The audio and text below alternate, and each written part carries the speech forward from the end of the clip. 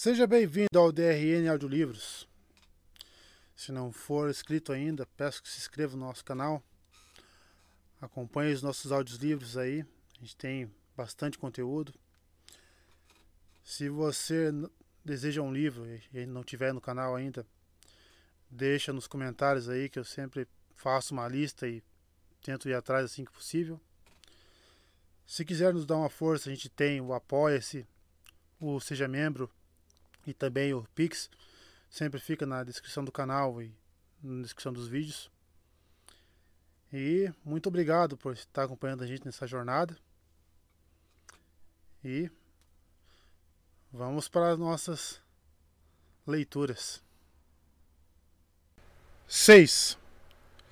Velejando para a guerra ao norte.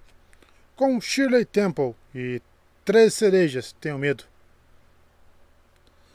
Ah, os sonhos. Queridos leitores, caso vocês já estejam cansados de ouvir sobre meus terríveis pesadelos proféticos, não posso culpá-los. Mas pensem como eu me sentia ao vivenciá-los. Era como se a Pitya de Delfos ficasse me ligando sem querer a noite toda, murmurando versos de profecia que não pedi nem queria ouvir.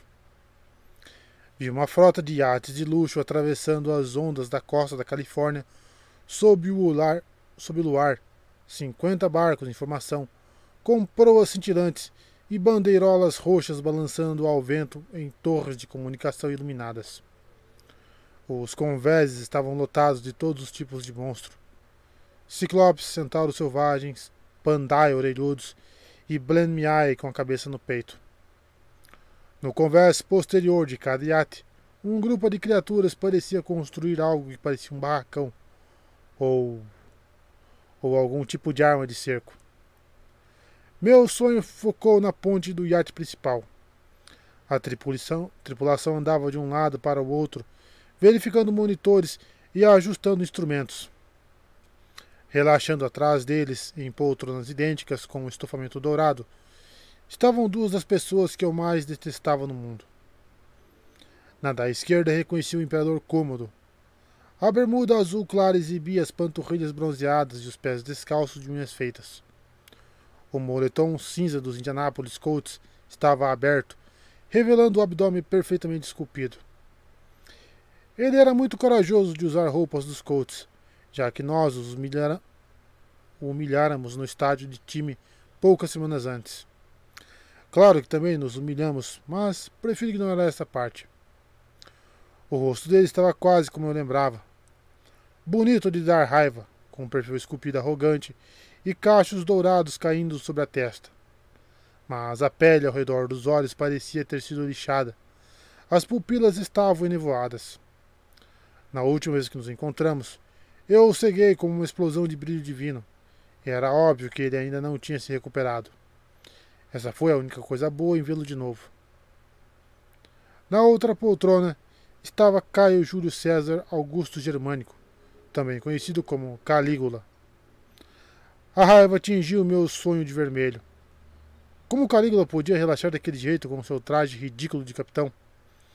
Calça branca e mocassins, blazer azul por cima de uma camiseta listrada, o cap inclinado em um ângulo jovial sobre o cabelo castanho. Quando poucos dias antes tinha matado Jason Grace. Como ousava tomar uma bebida geladinha e refrescante decorada com 3 cerejas ao marrasquino? 3! Monstro! E sorrir com tamanha satisfação. Calígula parecia humano, mas eu sabia que ele não merecia nenhum pingo da minha compaixão. Queria estrangulá-lo, mas só podia assistir e ficar furioso. Piloto! Gritou Calígula com um ar preguiçoso. Qual é a nossa velocidade? 5 nós, senhor, respondeu um dos mortais uniformizados. Devo aumentar? Não. Calígula pegou uma das cerejas e botou na boca. Mastigou e sorriu, exibindo dentes vermelhos brilhantes. Na verdade, vamos diminuir para 4 nós. A jornada faz parte da diversão. Sim, senhor. Cômodo franziu a testa. Girou o gelo na bebida, que era transparente e cheia de bolhas, com um xarope vermelho no fundo. Ele só tinha 2 cerejas, Sem dúvida, porque Calígula nunca permitiria que Cômodo se igualasse a ele em nada. Não entendo por que estamos indo tão devagar, resmungou ele. A essa altura já devíamos estar lá. Calígula riu. Caro amigo, é tudo uma questão de chegar no momento certo. Temos que conceder ao nosso aliado falecido uma oportunidade para atacar. Cômodo estremeceu. Eu odeio nosso aliado falecido. Você tem certeza de que ele pode ser controlado? Nós já discutimos isso.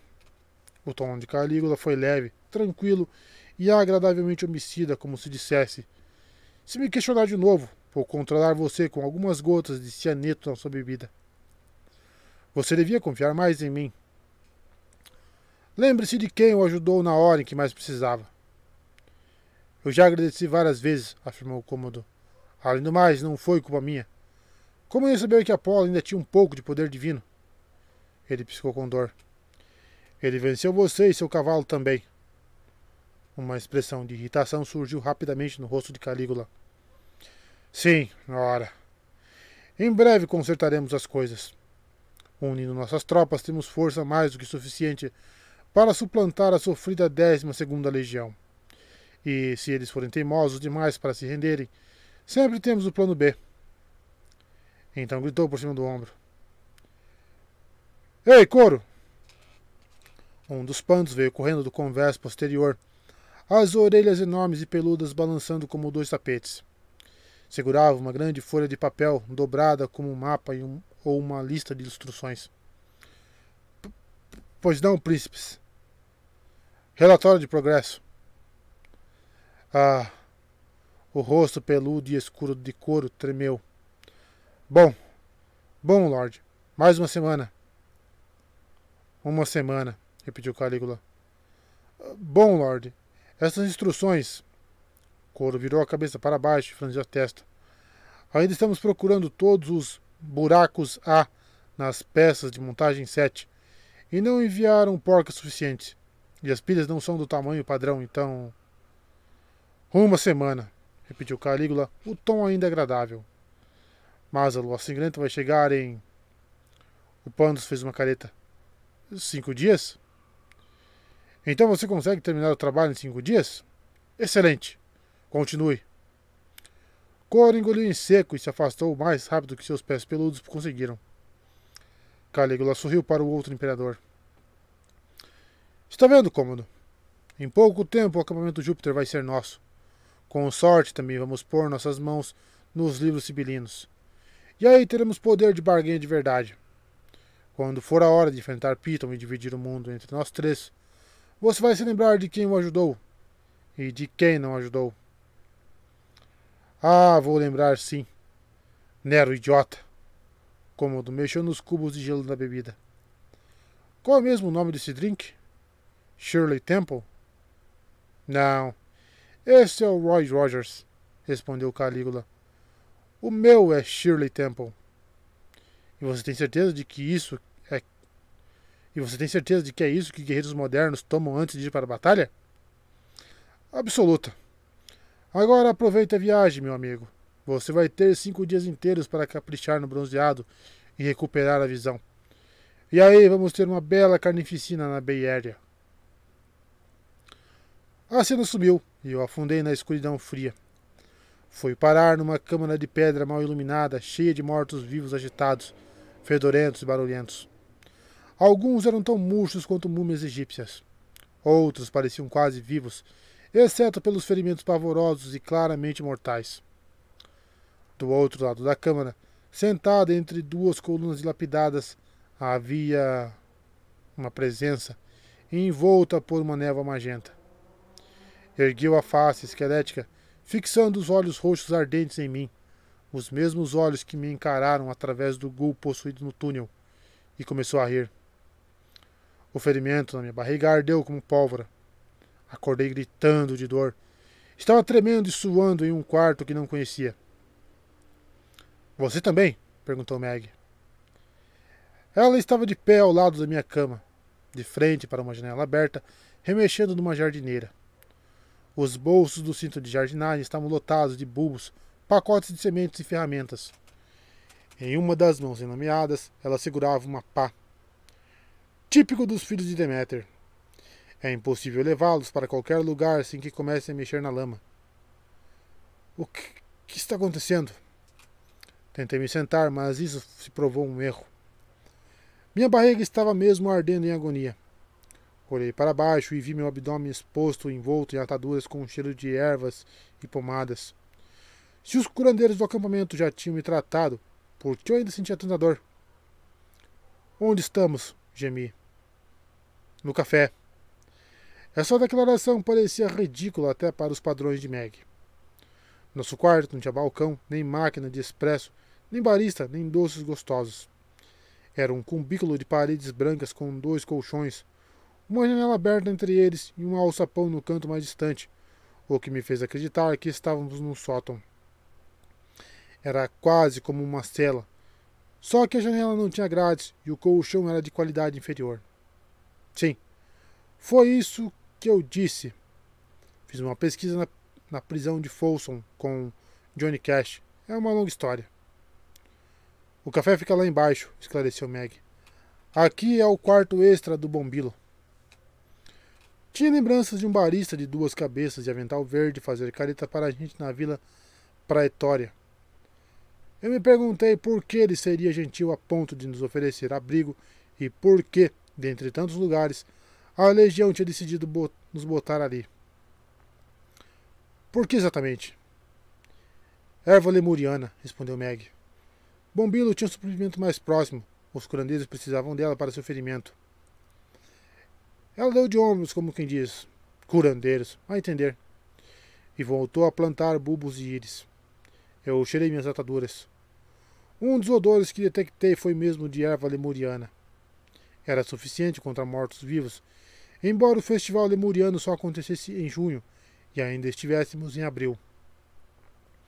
Ah, não era tão surpreendente termos ido parar no café.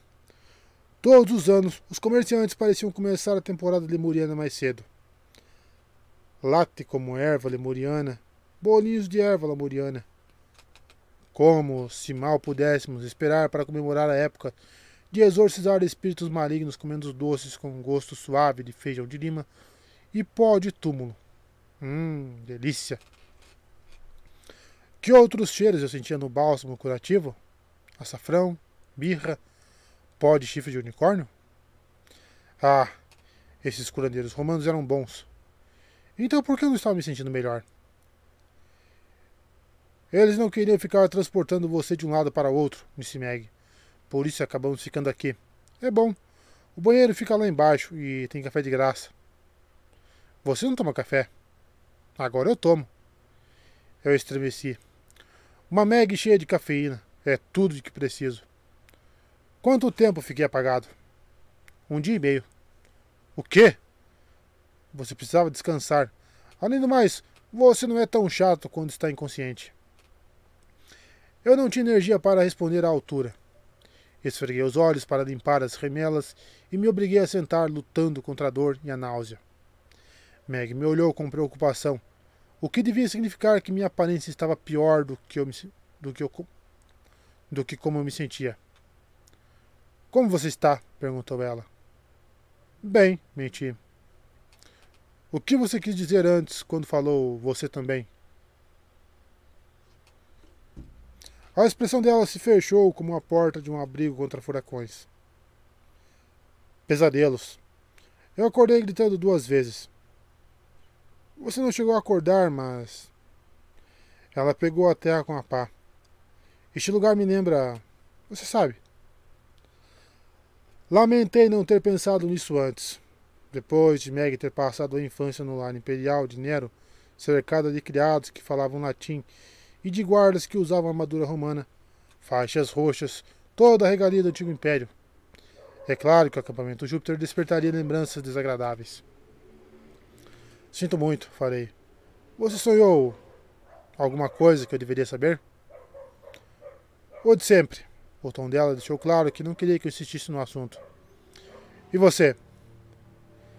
Pensei no meu sonho com os dois imperadores, relaxando no iate que seguia em direção ao acampamento Júpiter, bebendo drinks decorados com cerejas, enquanto suas tropas se apressavam para montar armas secretas encomendadas na IKEA.